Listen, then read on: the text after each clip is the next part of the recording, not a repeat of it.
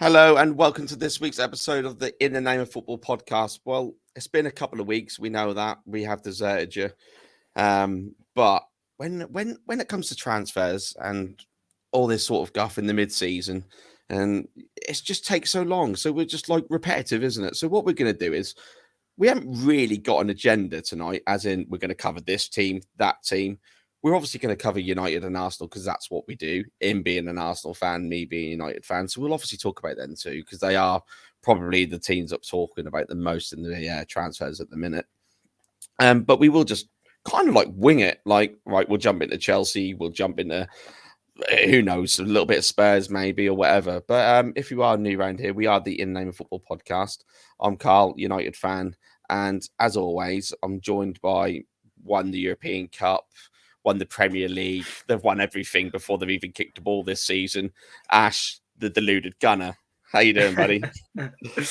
Well, I mean, you thought I was bad last year. Just you wait until Declan Rice is signed, sealed, and delivered officially, because there's nothing stopping us that way.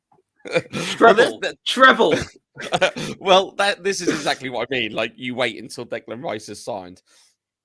If we had done a podcast last week, we were talking about this off air. We'd be like, "Oh, Declan Rice is going to be signing. Mason Mount is going to be signing. They still haven't signed." So it's just like, well, yeah. Point? I mean, I swear you always get a notification that says exclusive or breaking news, and it's like we had that update yesterday, didn't we? Like they've added probably like one thing that it's no longer 100 million, it's 100 million and 2p, like yeah, exactly. And it's like, I love Manchester United's one where they're like, "Oh, Manchester United admire Onana.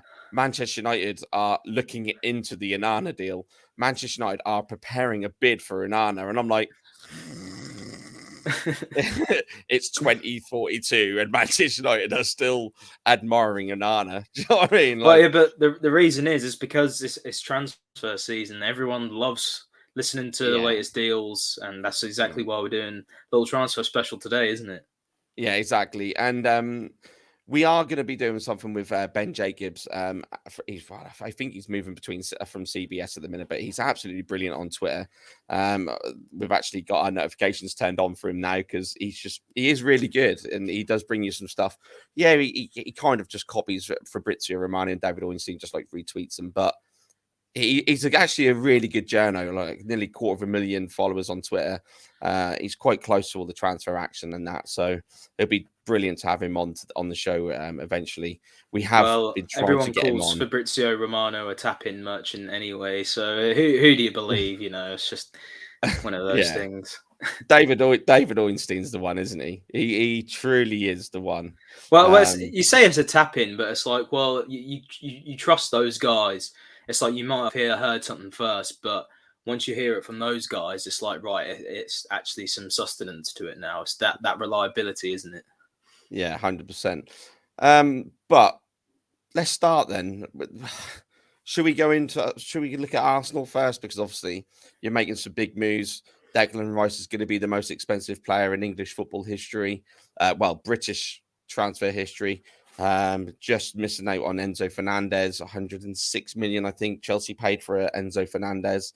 But yeah, I mean, look, let's hear from you on that one, to be fair with you. Let's just Arsenal in general, but obviously Declan Rice is where you want to start, isn't it? That's the one. Yeah, that's the main one. That's sort of been the main thing over the summer, really, with everything. I think personally, I always thought that we would get him. I wasn't ever really that worried. I think, as you can tell through messages, Ronaldo was just saying, "Nah, he only wants Arsenal." Obviously, I don't know Declan Rice or anything like that. I'm just going off what everyone else is saying. Everything was just saying Arsenal, and yes, Manchester City may have came in with a bid, etc. But I don't think there was necessarily any sort of intent there. They were just sort of throwing a little fastball to see what happens. But as soon as that happened, it was like, right, let's no messing about here. Arsenal got the deal done where it appears we've got the fee agreed, 105 million. Obviously, I think everyone will know that now. Yeah. But yeah, I mean, once it does officially go through, you never know what can happen in football. Might not even, who's to say something drastic happens and he doesn't sign. But if he is to sign, which we're going to, 95%, 99%, whatever you want to say, the percentage is done. What an acquisition that would be to the midfield. I think we're sort of missing perhaps a bit of quality in depth in the centre of midfield. Yes, Thomas Partey had a good season, I think, but perhaps maybe in those bigger games, he has the tendency to not put in the best of performance. And, I think, again, he's perhaps falls under the pressure a little bit. Adding in somebody like Rice, who's been a captain at West Ham, who has fantastic leadership skills, who has just won a European trophy, I think is the exact sort of person that you need. And that's not even talking about his ability on the pitch. You've said yourself how much you rate him, how good of a player he actually is, and there's not many people, there's a lot of people who think that as well. You just see the quality in which he has, the composure on the ball, the sort of awareness of the game. It's those sorts of mental attributes which are so impressive. Yes, he can do the dirty work. Yes, he can put a foot in. Yes, he can pass the ball, but it's those additional attributes which you can't necessarily teach, which is what makes him stand out, I think. And no, 100%. And when we were talking about Declan Rice, and before it really came to light that he wanted to stay in London, because I think there was a lot of talk of United, City, and even Newcastle, I think, were mentioned in there as well. Obviously, Chelsea going back to its roots and playing with Mount, who obviously is now ending up at United in a bizarre twist of, like fate sort of thing. But it's like, I said to you, like, people are questioning, like some people are questioning the fee. But to me, he is 100% £100 million player. I wouldn't, if Manchester United went and somehow got bought out tomorrow by the Qataris and then bosh, we smashed in 150 million for Rice, I'd be like, gutted, mate. You would not hear the end of it. I would rinse you. Do you know what I mean? Like, I'd be in tears. Yeah, like you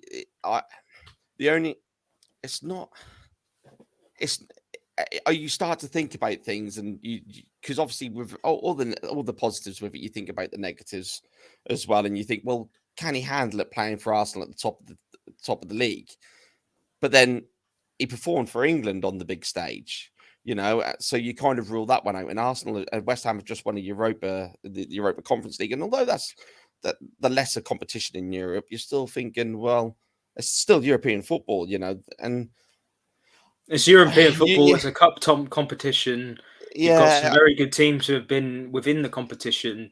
I don't think you can just roll it out like that. No, obviously, no, I'm not trying to do that either. But it's like when you try to look at a negative, like you could say, oh, maybe how does he perform in big games sort of thing. And when you look at that, I mean, like a championship game, like a title game, but like a Arsenal City, and we haven't seen that from him. Yeah, that's the only thing you can say. But I think that's very much sort of clutching at straws, to be honest. There's a reason why you're paying that amount of money for him. If he was going to leave West Ham, it was always going to be that amount of money.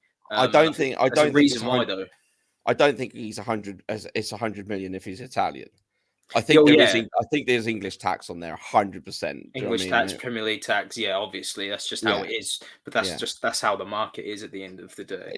I think in terms of the transfer fee, I think it will probably be one of the biggest of the summer.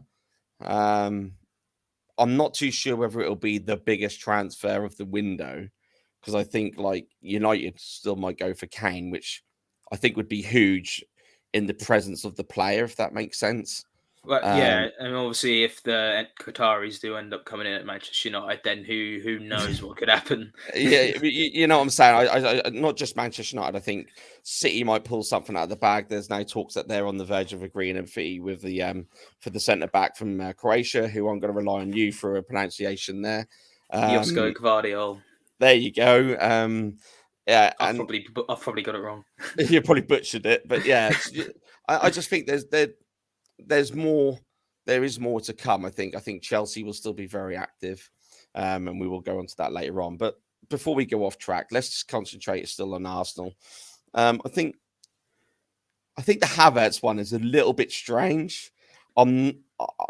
That's really like come out of nowhere, and I was like, it doesn't ring true to me, and I'm not convinced you're sold on it. I think you're playing into the whole what Arteta said about him, etc. And I get that, and that's really all you can go off. But you wouldn't sit there at the last season and go, Arsenal needs to sign Havertz.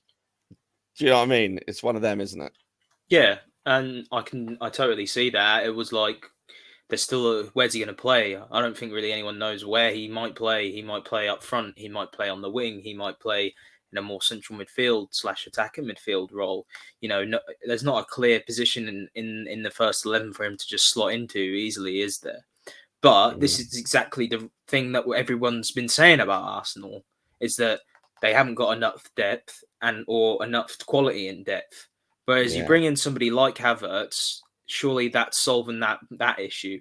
All right, maybe he doesn't necessarily plug into a certain position straight away, but it's that depth again. And if everybody's saying that's what Arsenal are lacking and why we didn't end up winning the league, well, surely that's something that we've gone and exactly done, because his versatility allows him to play across the front three in the midfield. Again, that's just opening up so many more options. And then again, the other argument is, are you really going to be spending that sort of money to bring a player like that in who isn't necessarily quite clear on what he does and what you want from him? But you can't win, can you? It's like, what do you want? You want if he went and bought someone from, I don't know, from La Liga for 15 million, people will say, well, he ain't going to cut it. That's not really adding in the quality, is it? Yeah. What do you want? It's like, I know what you're saying, but I think we're doing exactly what we need to do. We're adding more quality to the squad. Kai Havertz, whether you rate him or not, you can't deny what he's sort of done. I think he's come in at a difficult situation at Chelsea, where nothing has been stable or secure for him the whole time he's been there. When you're talking about head coach, you're talking about above that in terms of the board, where they're playing, how they're playing, and he's still performed to a decent standard. He's not been complete and utter dross. So I think within a right environment at an Arsenal where it's going to work and we're playing attacking, free-flowing football, I don't think there's any reason as to why he wouldn't prosper.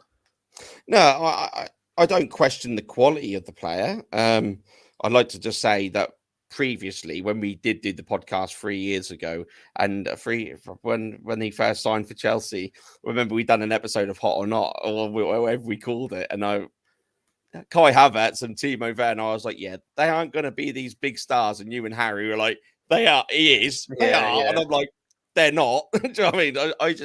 I personally just don't rate the Bundesliga. But look, everything you said is right on Havertz. Like, I don't question the quality of him. I think it adds. You could easily see him playing from he doesn't obviously give you the same effect as Saka because they're two different players. But he could play from the right.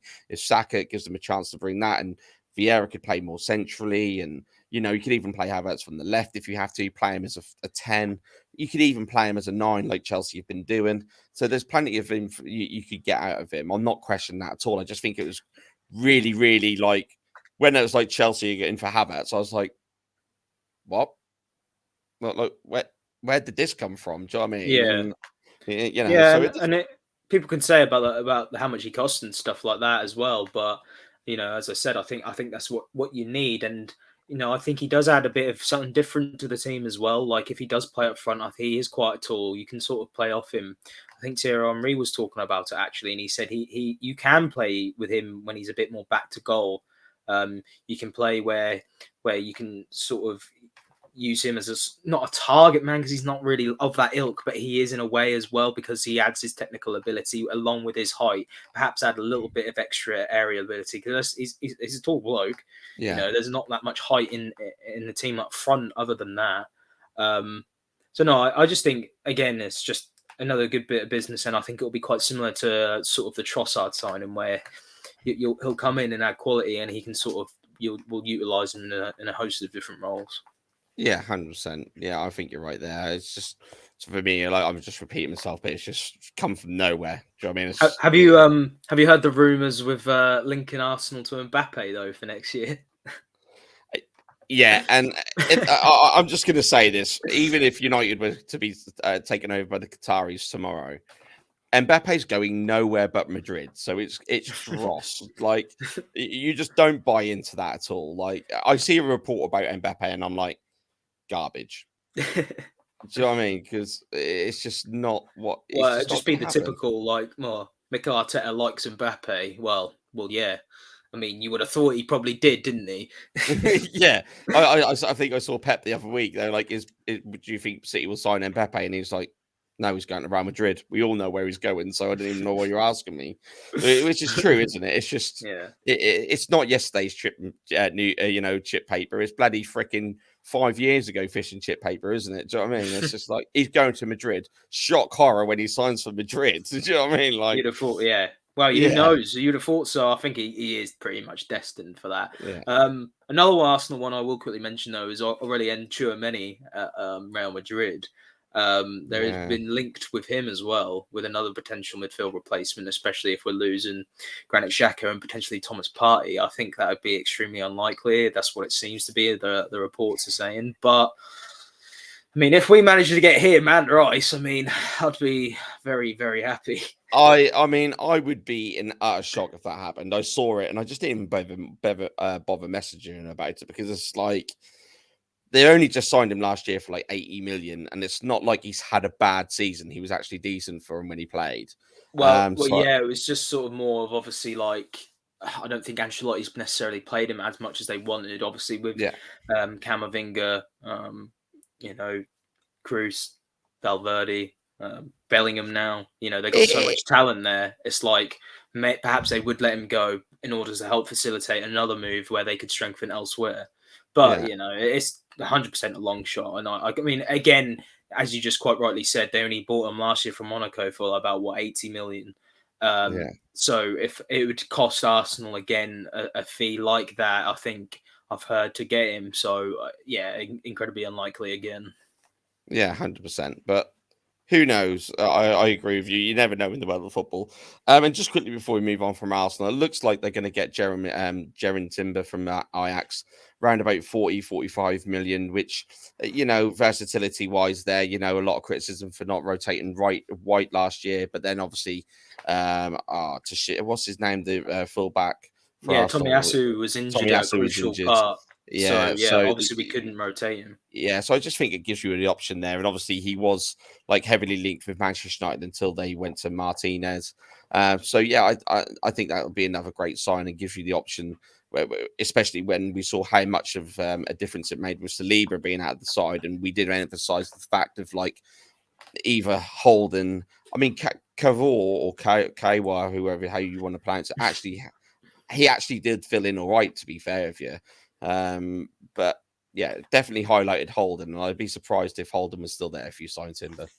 Well, yeah. I mean, if we keep Holdham as perhaps like I don't know, like the fifth choice centre back or whatever, I'm pretty sure he himself would be happy, and so would we. Like I'd have him, and if we needed to play him in a Carabao Cup game or a throwaway Champions League game, like cool. But yeah, adding Timber in as like you say again, just more strength and depth. And the versatility, he can play on the right, can play at the centre. I think either him or White would be the clear number two behind Yeah, Saliba. But no, I'm really happy in summary, really happy with Arsenal's business so far and how it appears. If they get those, have Rice and Timber deals over the line, then yeah, that's, grading that at an A. Like, you can't yeah, really get much better. You're improving in three key areas. Also going to depend if we see some departures. If Partey goes, if Xhaka does end up actually going, it'd be interesting to see if anything else happens. But yeah, pretty solid, I think, for the time being. yeah. Now let's move on to depressing things and Manchester United, because it's not been the transfer window what I expected. Although it's difficult with Manchester United because they operate so bizarrely that they run it so much like a business. And June is when United produced their quarter four, and also obviously end of football year financial results. So traditionally, they've always done their business in July. So as much as I can sit here and moan about the transfer window, and I have, and I will now, but it wouldn't surprise you if United just go and do like 3 or 4 deals in the next couple of weeks. I think a lot is being said about the transfer budget, what they've got, which I don't necessarily buy that, because there was also another rumor that we signed Mason Mount, or we agreed a deal with Chelsea. And I think the way deals are structured, that's kind of registered with the Premier League that United have agreed this. So that 50 million, whatever we're going to pay Chelsea, 55 million, will come out of last season's and financial fair play ruling. And then the 100 million starts from now for this season. So, but I just don't really know.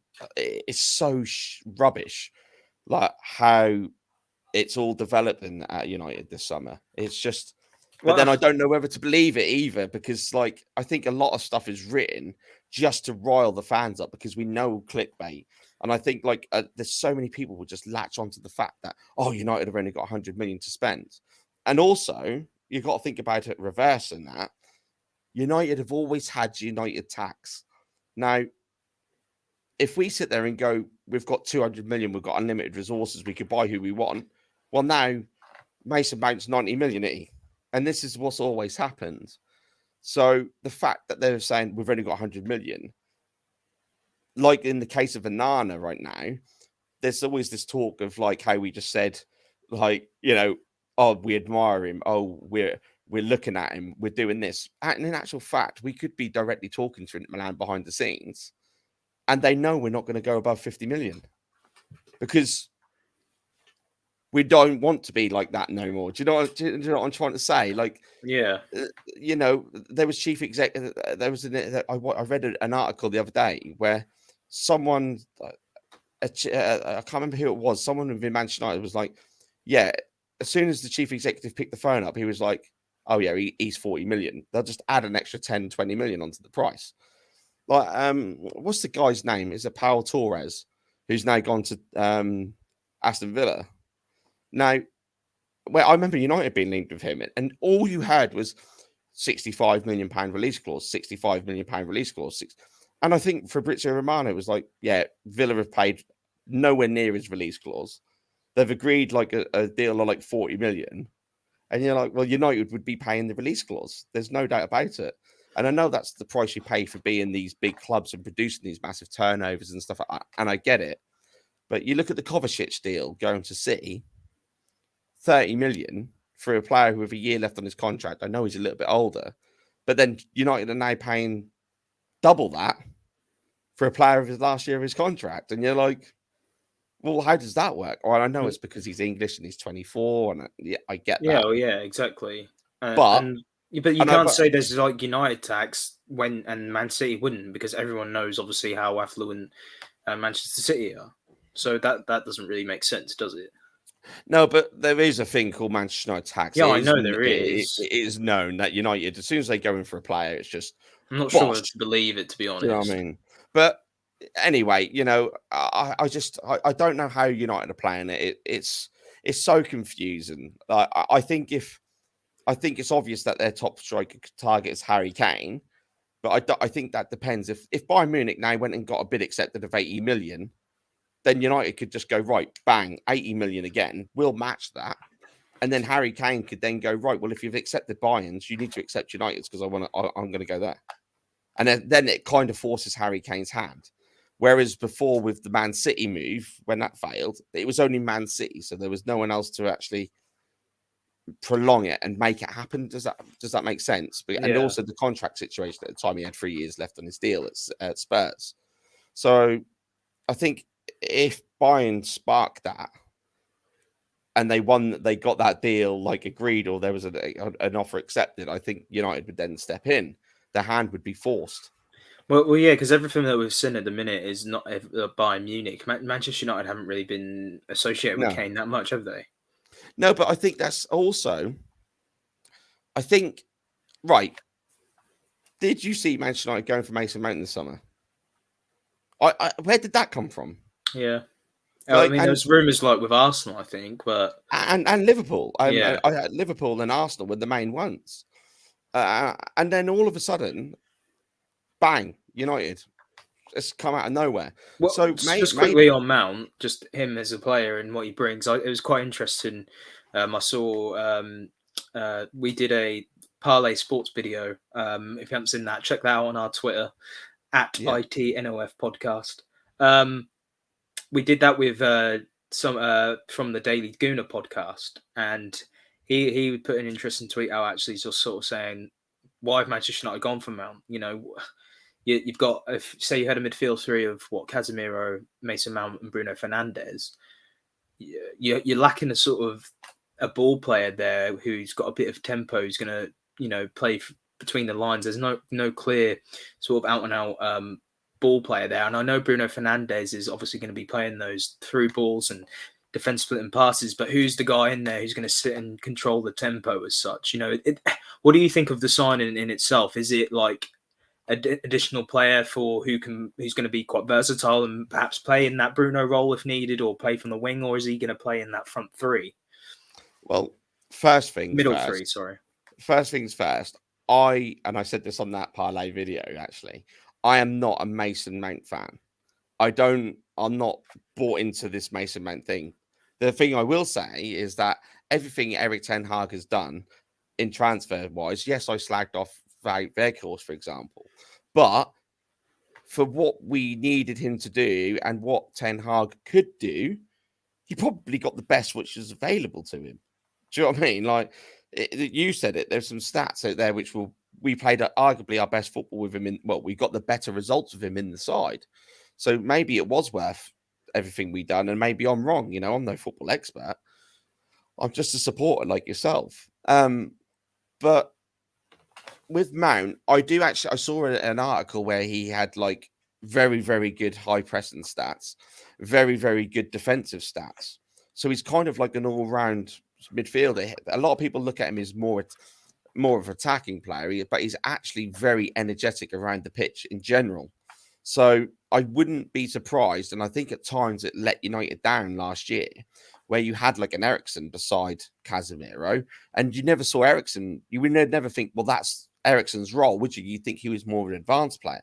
So for Mount to drop back in there, and United moving away from that more two-man holding midfield and letting Casemiro do that work, and you've then got that option like Bruno and Mount could both be ball players if you needed them to. Like you could drop him in and play with like essentially 2-8s at times when you need to overcrowd your midfield, like a Liverpool or a City game and at Liverpool.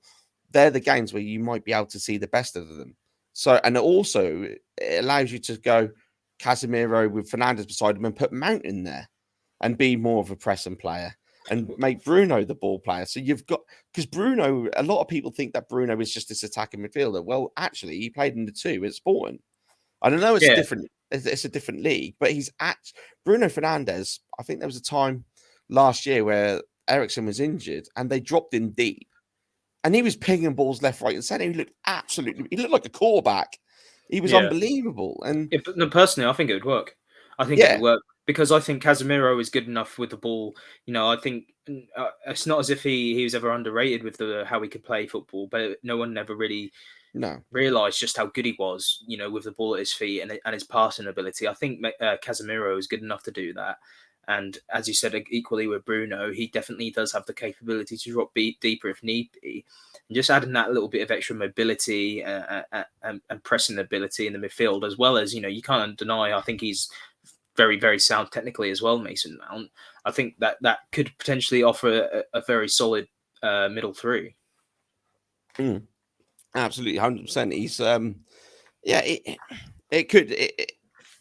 The more and more I listen to it, and the more stats I see, etc., I'm like, I'm buying into this. His stats weren't that great at Chelsea's last year, but whose was? Exactly. I think you got to take everything about a Chelsea player with a pinch of salt, haven't you? Well, we just said it about Havertz, so we can't say it about Havertz and then go against Mount. Same thing, yeah. And we've said it before. You can sit there. I've said it just a second ago. I'm not a huge Mason Mount fan. I used to sit there and watch England games and go, just take him off. Just take him off. You know what I mean? But with the episode with Peter Blexley, he saw that Brozovic absolutely ran the game. He went to see him, was the best player on the pitch. Got home, watched the highlights. He done one thing. Yeah. And he was like, that can't be the same game. And that was the same thing at Manchester United. We just highlighted it with Casemiro. You do not know how good they are until you've got them in your team. Yeah. And it stands out more. I mean, Teddy Sheringham. I remember Teddy Sheringham. It's when we signed Teddy Sheringham to replace Eric Cantona, I was like, what on earth have we just done? All right, Teddy Sheringham's going to replace Eric Cantona, you have just absolutely lost your marbles, Fergie. Do you know what I mean? Like, and we won the treble. Do you know what I mean? Like that. Well, I don't know if he directly replaced Cantona, but it was looked as this Cantona signing. You Yeah, know, I know what like, you're saying. and look how good he was for United. He turned out to be a superb player for us. So who knows? You know, No, but it's interesting, and I think you're within every right as well to sort of trust Ten Hag and what he's done. It'd be exactly the same with me with Arteta. You yeah, know, you could question the Havertz side, and maybe there is some doubt, but I trust Arteta as well to make the right decisions with those players. yeah. But we've gone on about Mount a little bit too much. Let's just quickly talk about Onana, because it appears that your beloved David De Gea, well, he's either on his way out of Old Trafford, or he's at least not going to be number one anymore. So you must be pretty joyous right now. Look, you know, anyone who's a listener to the podcast, or everyone who knows me personally, they know what I think about David De Gea. You know, I will say, but I do also think it was a time of where it couldn't have been any worse anyway. That he at times he was a great servant to us, and he did perform absolute wonders. But then the team in front of him was absolutely shite. You know, it's no, you know, it's no coincidence. We've improved the team in front of him, the midfield, etc. We get the most clean sheets in the Premier League. He gets the Golden Glove. Yeah, because look what's in front of him now. You know, Varane, Martinez, Casemiro, Ericsson, Bruno. It's a completely different to Marcus Rojo and Phil Jones, isn't it? You know, let's look. You know, so did you see somebody took the time to make a 1 hour and 40 feature-length film, displaying every single David De Gea blunder since across his entire football career?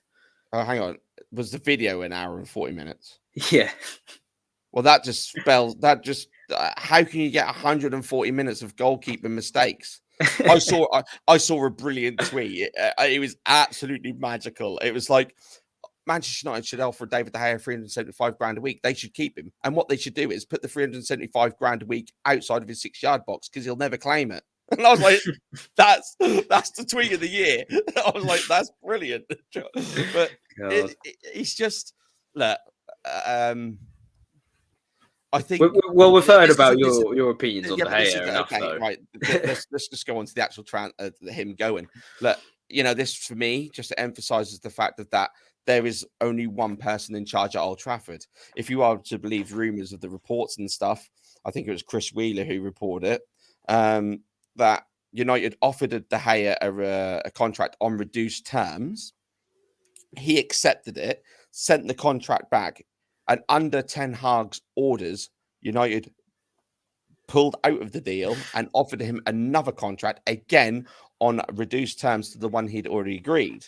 Now, and apparently saying there's no guarantees of you being the first choice goalkeeper anymore. Now, why can't he do that? You know, this is Ten Hag. Reputations are not, the time for sympathy in football is gone. You look at Pep Guardiola. He came in his first season at Man City. Joe Hart had won titles for Man City. He was absolutely brilliant for Man City. England's number one.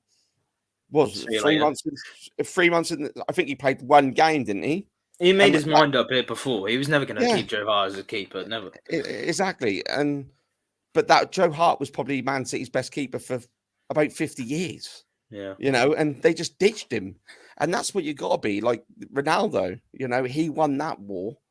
And it looks like he's going to win the De Gea war. Now, that's the thing about Ten Hag, isn't it? He's just ruthless. He knows what he wants, and he's just going to go out and do it. Exactly. I watched the compilation. I can't bloody say it now. Watch the video what someone made of Onana in the cup final against Man City. The risk the guy was taking. Oh, he's unbelievable, isn't he? And then go and see how many goals he conceded from mistakes last year. None. He's quality. He's so good. And then you look at De Gea. He does nothing like Onana. Nothing like that.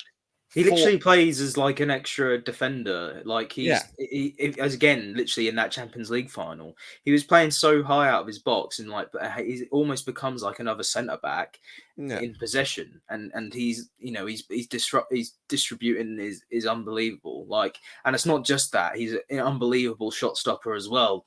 So it's a no-brainer to be going for somebody like Onana. Like Oh, mate, he's quality.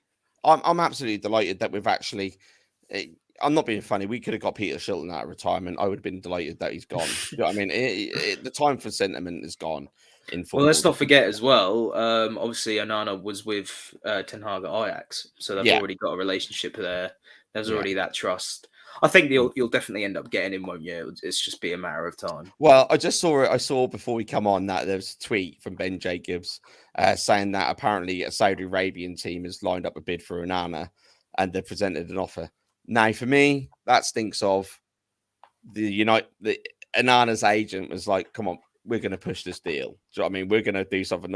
Like was Really. it? I think it was Sonia Loco got a lot of stick on it of Talk Any Sport. Aluko, I think Yeah, his that's name, the Eni one. Aluko? Any Loco got a lot of heat from it from Talk Sport. Yes. And I kind of it kind of sounds just like what I'm saying, but you've heard it before from agents where they drum up interest from other clubs just to get. I'm not going down the Aluko route, right, and saying that another club. I've rung up another club and we're going to make a bid for him. No, you would. It happens all the time where agents drum up interest from somewhere else just to prod a team along, and Yeah. that's probably what they need. And wouldn't it be surprising? We've just talked about the relationship with United and with Ten Hag and Onana. Maybe Ten Hag's gone to the agent and go, just tell him there's someone else interested, and then United will bid for him. And because if not, and I'm going to say it now, and I don't know if I've already said it, I wouldn't be surprised if he walks Ten Hag. The way it's going at the minute, the way it looks like it's going, they just don't look like they're backing him. Like I know they spent 230 million last year, but if his number one target was like Harry Kane and there's nothing happening, If you're going to get Mount and then Onana, like why are they not backing him? And like I don't want to get into it too much, but I still think there's going to be an element of with this takeover. There's still going to be a bit uncertainty in what they're actually doing and what the plan is going forward, and there's going to be a bit of delay in the business purely because of how long it's going to take with the takeover. Like I know you've said to me off air, sort of that it shouldn't really impact it, but I think there's still going to be at least an element of it that is going to just be disrupting it.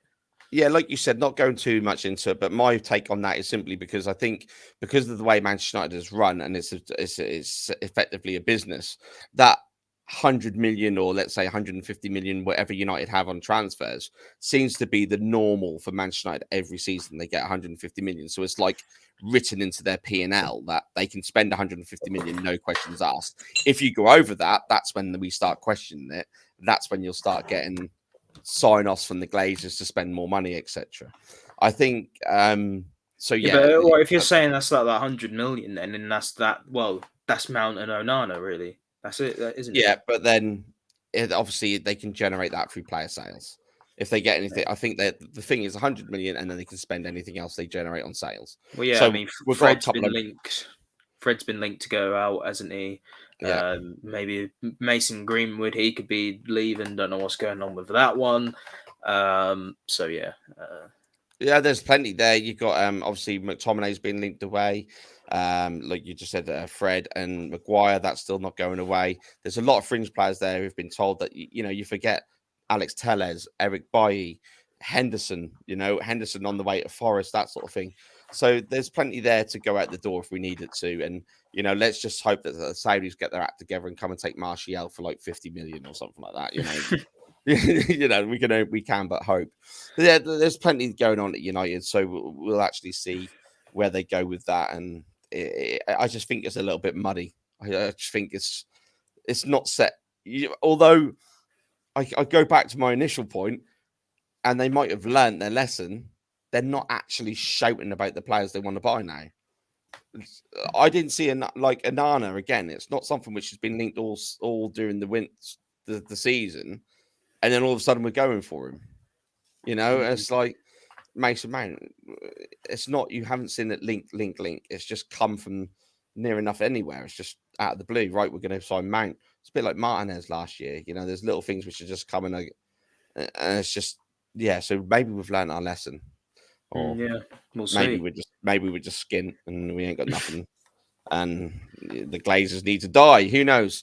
I did see something interesting before we go further on the takeover that apparently or Ben Jacobs, I think, alluded to it again. We keep name dropping him in there, but they were saying, I was in the Twitter space with him the other day, and he was saying how potentially all the groundwork is being done in the background on the Qataris or Jim Radcliffe, whoever they've chosen in the background, to then do all the checks, etc., so they can just make an announcement.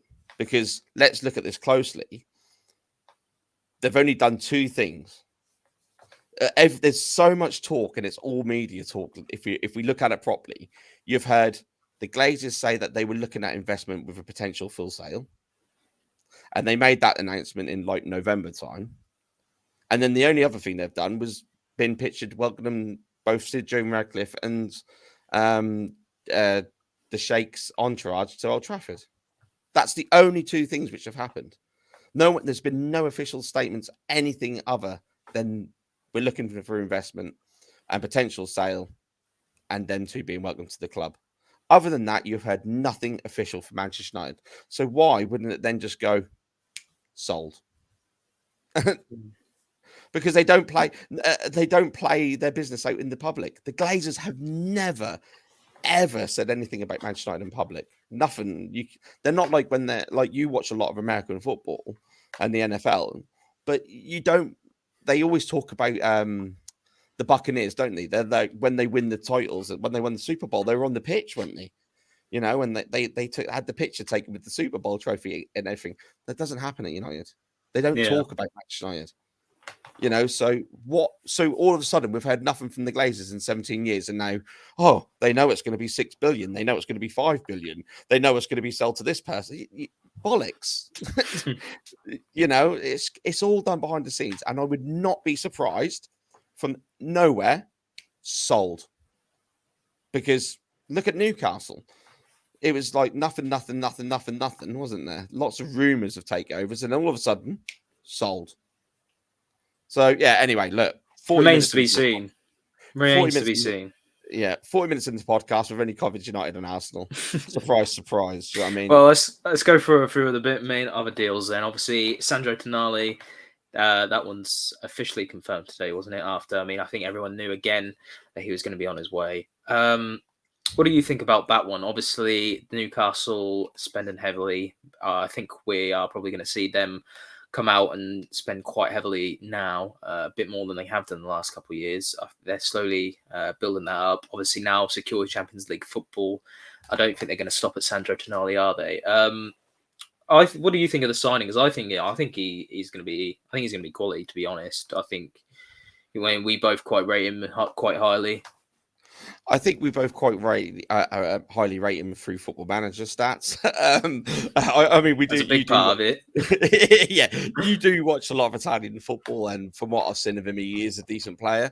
I think it is another step towards this Newcastle spending power. The only thing I'd be a little bit worried, I did hear a lot of stories that he didn't really want to make the move happen, Tonali, but it was more to do with what was going on at Milan with the whole Paolo Maldini thing, etc. You know, with the falling out in his controversial exit from the club. And obviously that's affected Maicon as well, the keeper. And I think there's a few other, Teo Hernandez as well as another one. So it would kind of, I wouldn't be surprised that he's not there for long either. Be quickly moved on. Just quickly on that, there's sort of the structure at Milan. They're owned by, they've got American owners. And basically, what they want to do, I've heard, I think Nima Tavalli from Italian Football Podcast, he's spoken about it quite a bit, sort of how they want to, they're sort of very much going American. They sort of want Moneyball tactics. So we have spoken about it on the podcast before. So Moneyball sort of more of a focus on data and analytics. And I think they're quite happy just to recuperate the money, the 70 million fee. I think there's a 10% sell-on clause in there for Milan as well. So, yeah, going back to your point, sort of how he doesn't necessarily want to be there. I don't know if Tonali necessarily wanted to leave, but it was like, right, we've got this bid, we're accepting it because we want the money, so you're going to have to leave.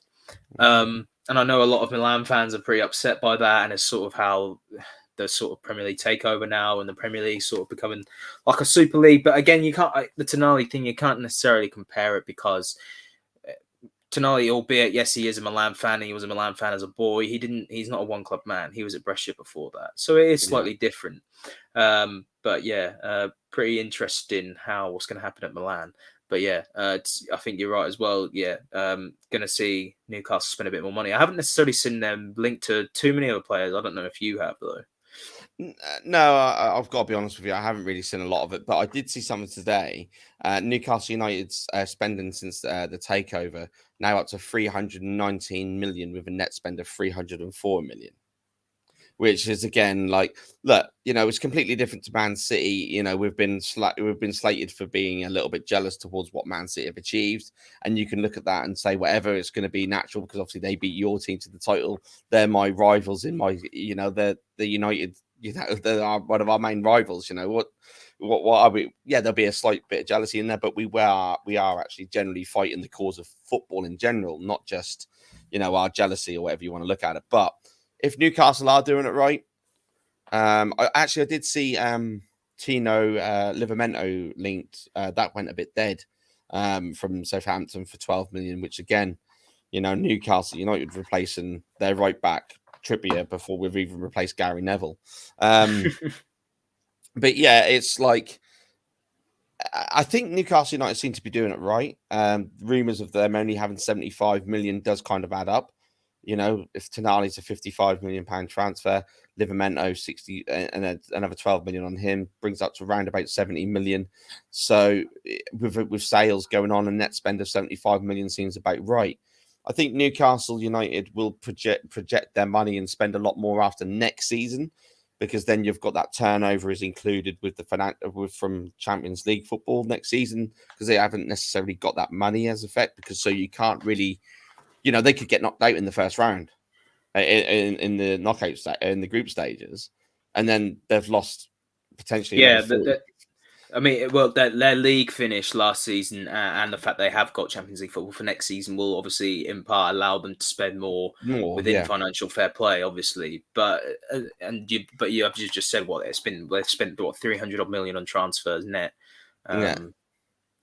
Since the takeover, so perhaps there is a limit on what they can do, because as we said, we haven't really seen them too heavily linked with anyone else. But I mean, I think Tonali again will be a fantastic sign, and you already look at the basis of what Newcastle have got.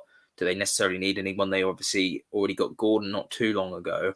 We've already raved about the likes of Wilson and Isaac in the team. The defense for the most part of last season was extremely solid. So just adding in that extra bit of quality in the midfield, perhaps all they've been missing. So yeah, I think Newcastle again will put up a pretty strong fight. I mean, it's certainly going to seems like the Premier League is going to continue to be more and more competitive, which is a good thing. Yeah, absolutely. And like you just said, with that, I think one criticism you could say of Newcastle United last year, when they did get a bit of injuries, the midfield was the area where it was. As soon as Bruno Guimaraes was injured, you noticed it, and so they did need that little bit of strength and depth in that midfield area, and that is, that is a good sign. And I'm just a little bit. I don't think he's reached them levels of what is expected of him yet, but or through what I've seen of him or heard about him. But then again, we're not seeing him week in, week out, are we? As soon as he gets here, we're watching him on Soccer Super Sunday and all that sort of stuff. Maybe we'll see this player what we always thought he was. And I sort of spoke about it. Obviously, I've watched quite a lot of Milan last year, and I think by and large, I was a little bit underwhelmed potentially with his technical ability. I expected perhaps a little bit more in terms of his passing play, controlling the game with his tempo, but the only negative of that was sort of Milan don't play like that. Milan are very, certainly last year under Pioli, they were very sort of counter-attacking, not too much heavily in possession, a bit more direct.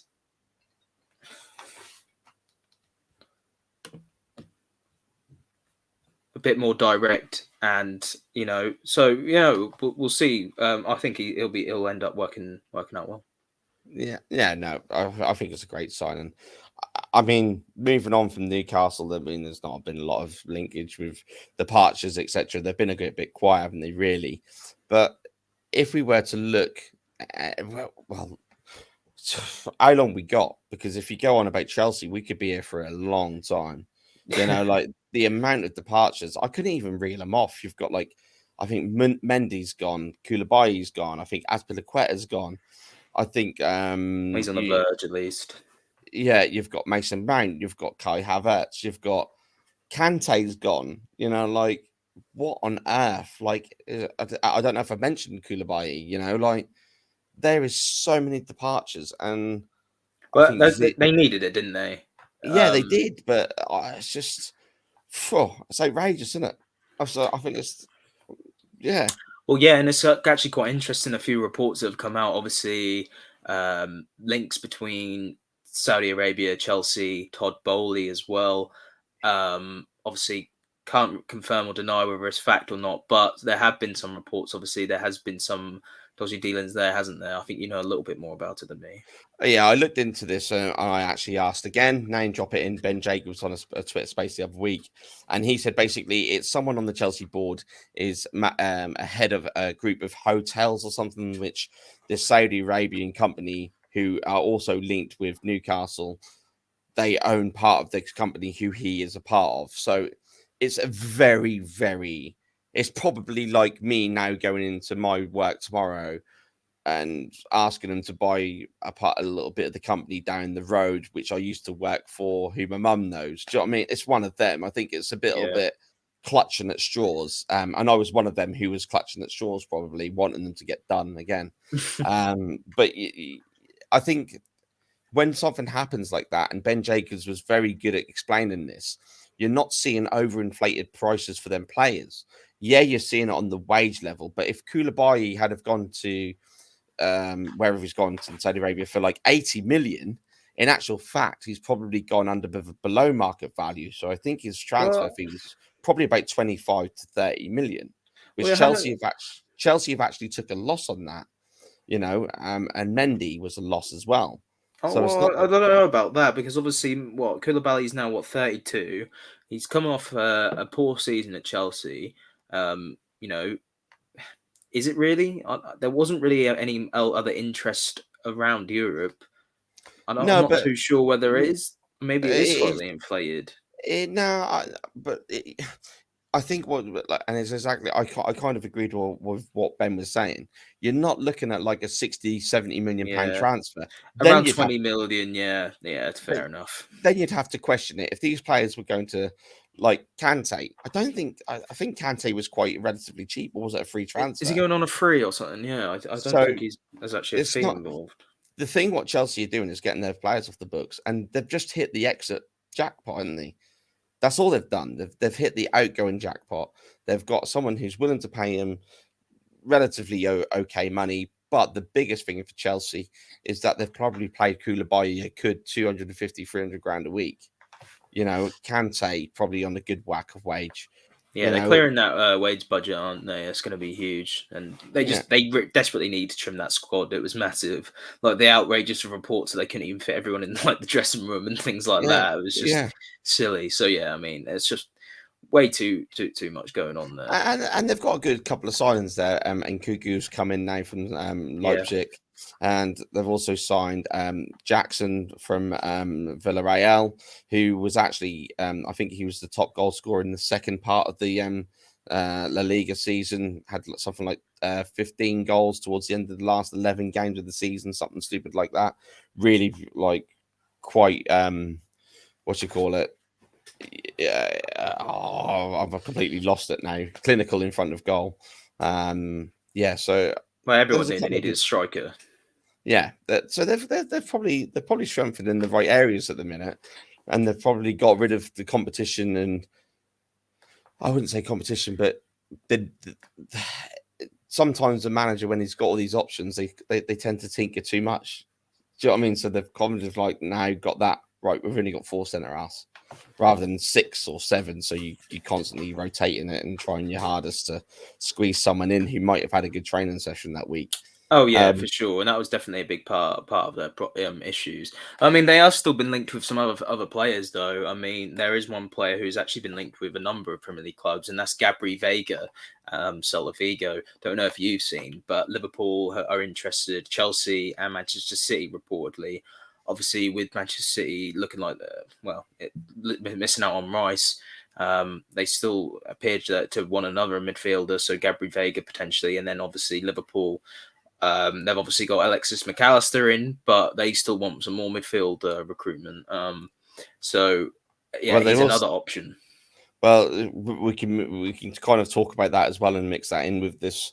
You know, we can link this in with Chelsea, obviously, but obviously Zabazlai signed for Liverpool yesterday as Cool. well, or Zabazlai, should I say? That's the correct pronunciation of that one. Yeah, he signed for Liverpool yesterday. A little bit crazy on the stats. They're going like, oh yeah, brilliant stats. I'm like, well, okay, let's just chill out. There isn't that many players who've come to the Premier League and been brilliant from the Bundesliga. Let's just remember that one. But yeah, I think also they've been linked with Romeo Lavea from Southampton, as to of Arsenal. But I think it's for Liverpool. I think more I've seen either him or Thuram from Nice, which would be a kick in the balls from Sir Jim Radcliffe to sell Thuram to Liverpool. That would be quite convenient, wouldn't it? But yeah, they're the two ones that I've had linked with Liverpool: Lavia and Thuram. I'm not too sure about this other guy you've mentioned. I think he was linked with PSG today. I saw as well. But I don't know enough about him, to be fair with you. I'm not going to lie. So Gabri Vega. Yeah. Yeah, well, he's at Celta Vigo. He actually had a pretty productive season. I believe he had 11 goals and 5 assists, something like that. Pretty high output, and he's obviously still pretty young. I think he's got release clause of about 40 million euros. So, yeah, I mean, don't know how he'd cut it in the Premier League, but it certainly seems to be an interesting player. Yeah, well, we'll see. But I think Chelsea is going to be. It's going to be such a weird. I couldn't actually sit here and tell you the Chelsea team next year potentially. Well, yeah. I mean, it could be whatever. You don't know. And Pochettino's only now just officially come in. So yeah, but it's like you sit there and you look at, you could name Arsenal's potentially strongest starting 11. yeah. You could name Man City's potentially starting 11. You could name United's. You could probably do Spurs if you want, and Liverpool. Do Chelsea. Yeah, I don't even know who plays for Chelsea. Well, at the minute it's Kepa in goal, isn't it? But they're still in the hunt for Onana. Are we doing this? Are we? Yeah, because Reece James. Yeah, centre backs. Thiago Silva's still there, isn't he? Exactly. Like I don't even. I think he is. Like he must be. Thiago Silva's still there, surely. Yeah, he is. Yeah, and I think they've obviously got Badia Sheila. I've got it up now. Badia Yeah, you've got it up now, but you're cheating. Wesley Fofana. You know, they've got Azpilicueta might be going, but then on the left you got Chilwell, Cucurella, Ampadu, Colwill. Yeah, I mean there's a lot of players there, but they are definitely trimming down that squad, and it is getting a little bit more like something formed. But let's not forget they've also still got Lukaku. They got what's going to happen with him? They got so many players. It's just like I can't even comprehend their team. It's Gallagher. Just nuts. Yeah, and they're still apparently in the hunt for Moises Caicedo, apparently. So yeah, but I will just say, I think we need to cut this episode near the end now because we have gone on a little bit too much. And we'll come back maybe next week. We might do one next week, depending on what happens in the transfer window. If the Qataris take over tomorrow, we are doing a podcast. It's as simple as that. As soon as them Qataris or whoever takes over Manchester United, it's a special. We're out that night. It's got to happen. Everyone should have seen the messages that was being sent to me when you thought it was going to go through the other day. You were getting incredibly excited, weren't you? But that is another thing. Why has that happened? That it's all starting to pin now. There's a lot of things going on in the background. It's going to happen. I think it's just a matter of time. Yeah. But before we go, I think we need to talk about probably the best transfer of the season. I think for me, it's probably the best free transfer I've seen this season. Obviously, some brilliant moments have happened under this person. You can't really. Some of the pain, one of the most painful moments in my lifetime of watching football happened here. But for someone to retire like Martin Tyler, who has obviously been past it for the last couple of years in my eyes, he's had some brilliant service to Sky Sports and the best free transfer you can ever get. Peter Jury, welcome to Sky Sports. This is going to be absolutely class. And if you do not know who Peter Jury is, because it's very sometimes you think, oh, I didn't know who that was, just go and type in Peter Jury commentary. It's some of the best I have seen. Like the ones that spring to mind, South Africa, Bafana, the Manchester United one where Ronaldo comes back, Madeira, Manchester, Madrid, Turin, and Manchester again. The Roma, when they were 4-1 down to Barcelona, and it was like Nicolas Manolos has risen Rome from the ashes again, and it's just like he's just poetic, man. For me, it's probably the signing of the summer.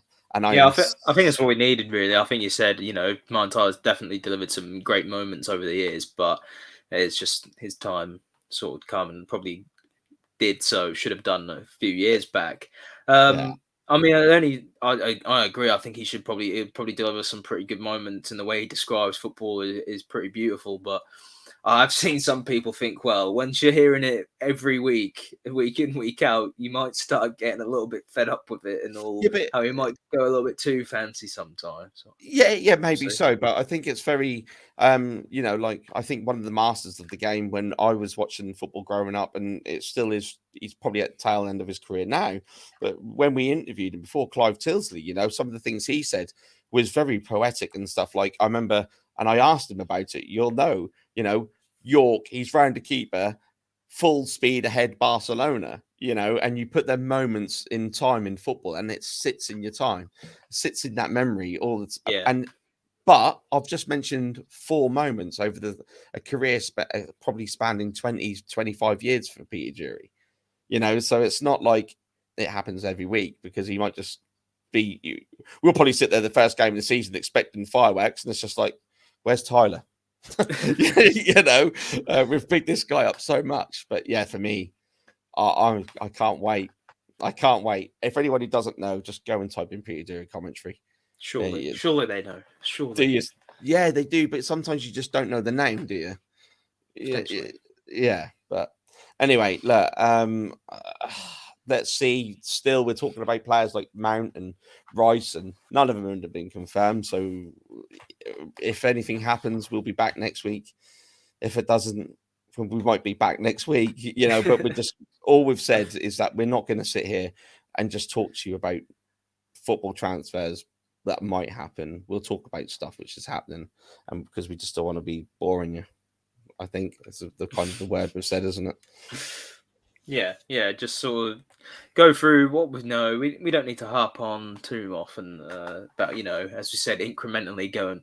Well, now he's now to be accepted. Now it's his medical, and then another update like all the journos, because I'm sure probably most of the people have heard all the updates from Fabrizio Romano and everyone already. But no, nice little summary to see where we're at. Looking up to be a big summer. I'm sure there's going to be plenty more transfers, plenty more action.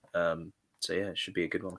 Yeah, and there's plenty of more teams to cover, but we're nearly an hour just talking about nearly 4 teams tonight.